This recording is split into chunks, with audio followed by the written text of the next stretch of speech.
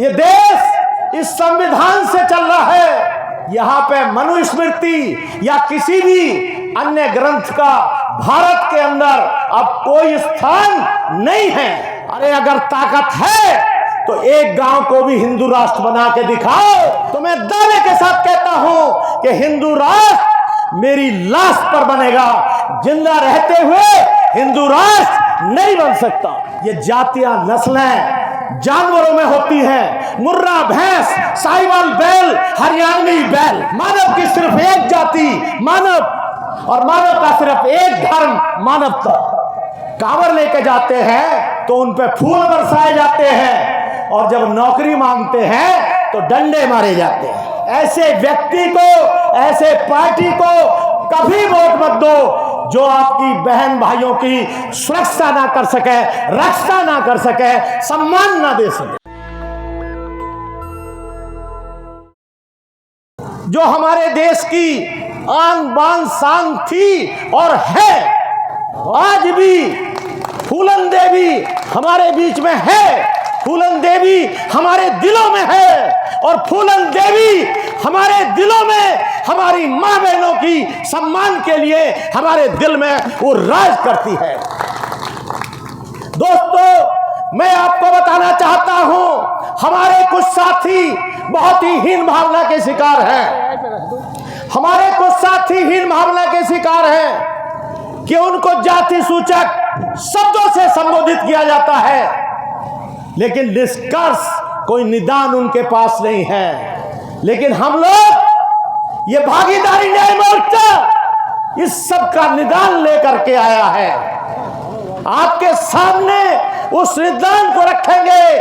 वो ताकत आपके अंदर है, और उस ताकत के बल पर उत्तर प्रदेश में निषाद राज फिर वापस आएगा। ये देश इस संविधान से चल रहा है। ये संविधान है, ये देश इस संविधान से चल रहा है। तो आप सोचिए, यहाँ पे मनुस्मृति या किसी भी अन्य ग्रंथ का भारत के अंदर अब कोई स्थान नहीं है, कोई भी स्थान नहीं है। और आप ये जान लीजिए कि जिन लोगों के मंसूबे हैं कि ये हिंदू राष्ट्र बनेगा, मैं उनको बता देना चाहता हूं, चाहे वो कितनी ही बड़ी ताकत हो, चाहे वो कितने ही बड़े पद पे हो, अरे अगर ताकत है तो एक गांव को भी हिंदू राष्ट्र बना के दिखाओ तो मैं मान लूंगा। अगर हिंदू राष्ट्र बनने की बात आएगी तो मैं दावे के साथ कहता हूं कि हिंदू राष्ट्र मेरी लाश पर बनेगा, जिंदा रहते हुए हिंदू राष्ट्र नहीं बन सकता। क्योंकि जिस हिंदू राष्ट्र में हम लोगों ने 3000 साल से छुआछूत झेली है, जातिवाद झेला है, और पाखंड और अंधविश्वास को जन्म दिया है, जिस जाति के लोगों ने आज पूरी दुनिया में डंका बजा रखा है, लेकिन हमारे ही कुछ साथी अपने स्वार्थ के कारण सरकार में जाके आप पूरे समाज को धोखा देने का काम किया है। मैं अपने मुंह से उनका नाम लेना भी पसंद नहीं करता। उनका चुनाव चिन्ह था भोजन की थाली। मेरे साथी चुनाव आयोग में गए थे, 2007 में मेरी पार्टी का रजिस्ट्रेशन हुआ था, और मुश्किल से 10 दिन के बाद उनका भी रजिस्ट्रेशन हुआ था।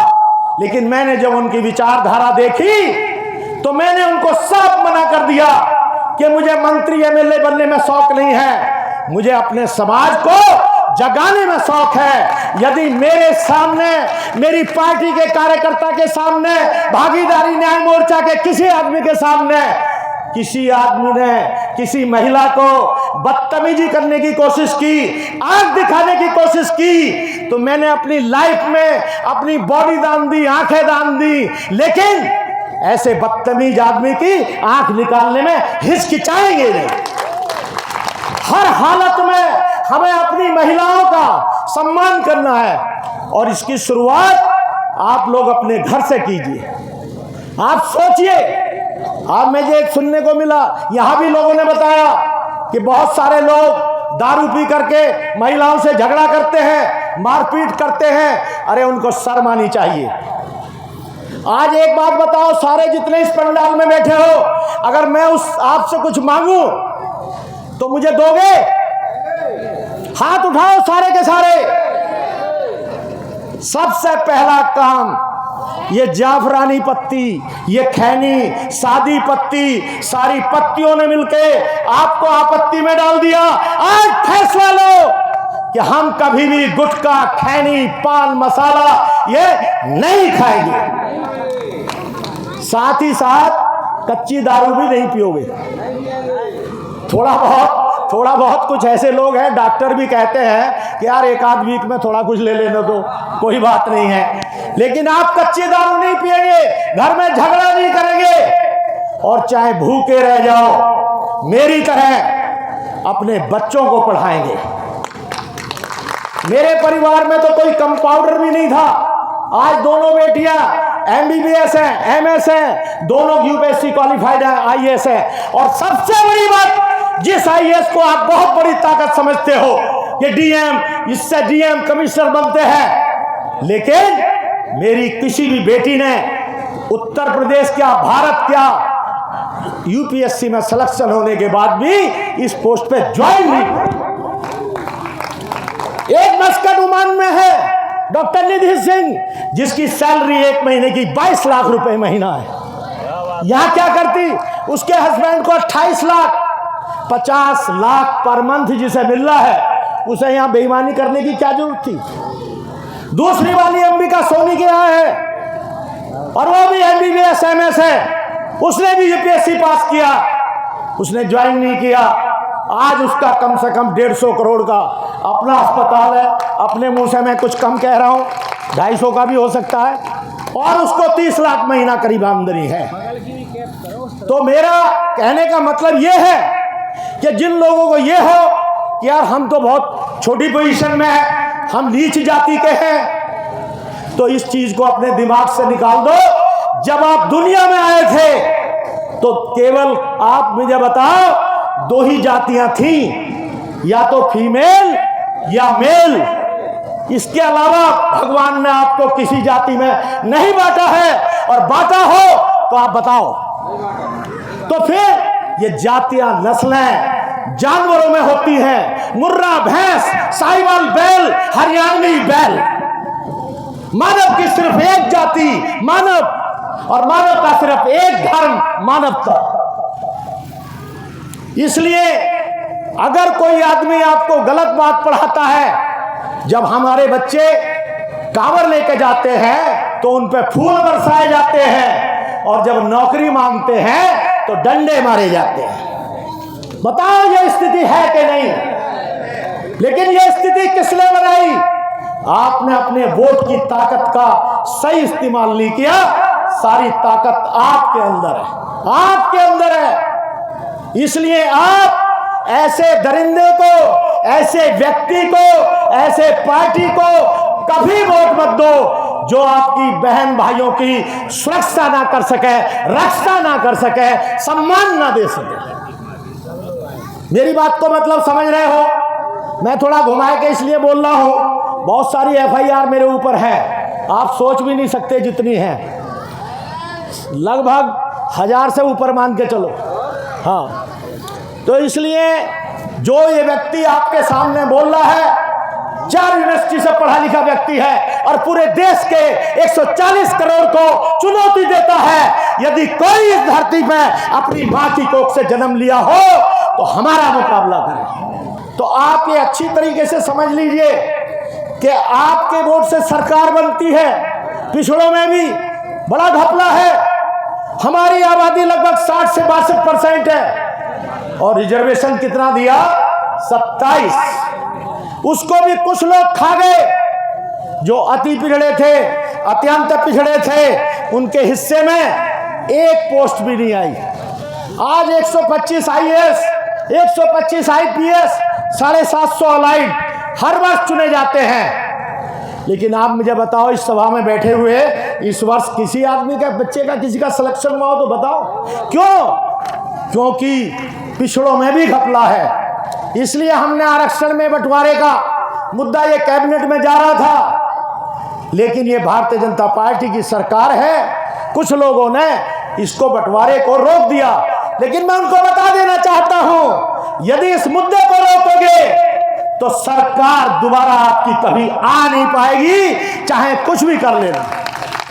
इसलिए यदि जरा सी भी समझदारी है तो सामाजिक न्याय समिति की रिपोर्ट पिछड़े 7%, अति पिछड़े 9%, अत्यंत पिछड़े 9%, 11% अति पिछड़े, अत्यंत पिछड़े 9%, तो 11 + 9 ये 20% हिस्सा आपका कोई दूसरा खा रहा है। और मैं दावे के साथ कहता हूं, जिस दिन ये फार्मूला हो जाएगा उसी दिन आपके बच्चे IAS, IPS, डॉक्टर, इंजीनियर बनने लगेंगे।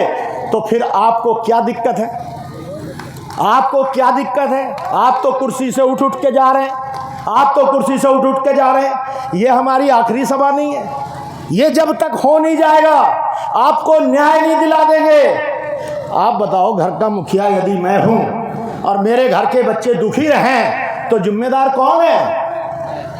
तो आदरणीय मुख्यमंत्री जी, मुखिया होने के नाते मैं आपसे अपील करता हूं, यदि आपकी सरकार में ताकत है तो उस ताकत को दिखाइए। जिस प्रकार से हाथरस में हमारी बेटी के साथ बदतमीजी हुई और रोज हो रही है, कहीं ना कहीं इन दरिंदों को केवल बुक मत कीजिए, इनके घरों पे बुलडोजर मत चलाइए, इनका राम नाम सत्य कर दीजिए,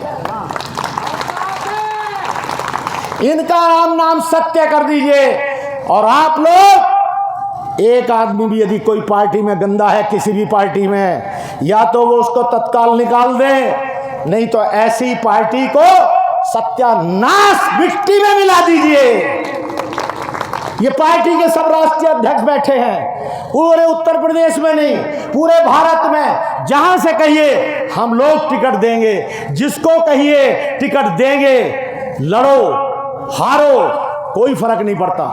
मान्यवर काशीराम कहते थे कि पहला चुनाव हारने के लिए, दूसरा चुनाव दूसरे को हराने के लिए, और तीसरा चुनाव अपनी सरकार बनाने के लिए।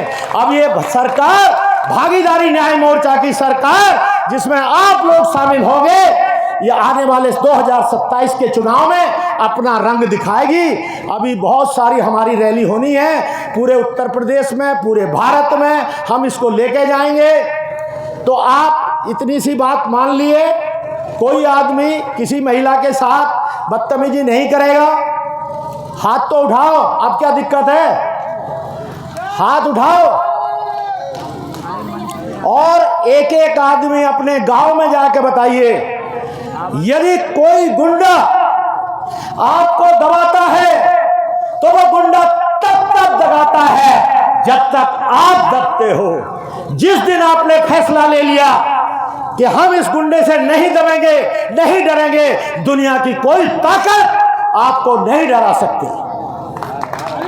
जो भारत का संविधान है, नोट कर लो, यहां जितने पढ़े लिखे लोग बैठे हैं, IPC की धारा 97 कहती है, यदि कोई तुम्हारे घर पे हमला करता है तो हथियार रखो, रिवॉल्वर रखो, बंदूक रखो, फावड़ा रखो, दराती रखो, हंसिया रखो, खुरपा रखो, चाकू रखो, कुछ भी रखो। अगर कोई दरिंदा हमारे घर पे हमला करता है तो धारा IPC 97 कहती है कि उसको वहीं सुला दो। लेकिन हमें यह सुनने को ना मिले कि साहब ये तो जो है फलां की इज्जत लूट गई, फलां ये हो गई। ना कोई इज्जत लूट सकता है, ना कोई कुछ कर सकता है। आपकी समझ में बातें आ गई। दूसरी इंपॉर्टेंट बात यह है कि अब आप दबना बंद करिए, अपने आपस में एकता कीजिए, भाईचारा कीजिए। नेशनल दस्तक की आपसे गुजारिश है कि अगर इसको बचाना चाहते हैं तो नेशनल दस्तक को सब्सक्राइब करने के लिए रेड कलर के सब्सक्राइब बटन को दबाएं, फिर बेल आइकन की घंटी दबाएं। नेशनल दस्तक को बचाने के लिए बहुत जरूरी है कि हर खबर को शेयर करें, लाइक करें, कमेंट जरूर करें।